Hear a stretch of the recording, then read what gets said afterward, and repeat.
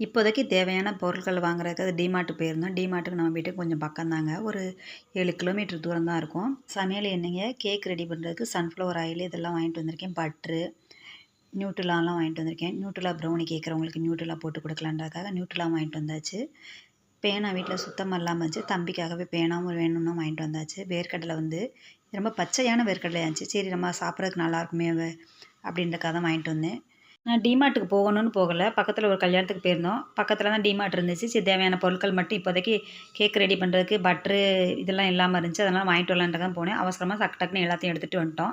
வீட்டில் வந்து இட்லி மாவு வேறு ரெடி பண்ண வேண்டியது இருந்துச்சு. நான் இட்லி மாவு மட்டும் சேல் பண்ணல. இட்லி பொடியுமே சேல் பண்ணிக்கிட்டு இருக்கோம். இட்லி பொடி வேணுனா ஸ்க்ரீனில் இருக்க நம்பருக்கு வாட்ஸ்அப் பண்ணுங்கள். நம்ம ஹோம்மேட் இட்லி பொடிங்கும்போது நல்லா டேஸ்ட்டாக இருக்கும். எல்லா விதமான பருப்புகள், வெள்ளை எள்ளு எல்லாமே சேர்த்து நம்ம வறுத்து போட்டு பொடி ரெடி பண்ணுறப்ப பொடி வந்து நல்லா கமகமன்னு நல்லா வாசனையும் டேஸ்ட்டும் இருக்கும். ப்ரௌனி ஆஃபர் போய்கிட்டு இருக்கு. கிறிஸ்மஸ் ஆஃபர் போட்டிருக்கேன். ப்ளம் கேக்கும் ரெடி பண்ணி கொடுக்கலாம்னு நினைக்கிறேன். ப்ளம் கேக் ரேட்டு ஃபிக்ஸ் பண்ணிட்டு போடுறேன்.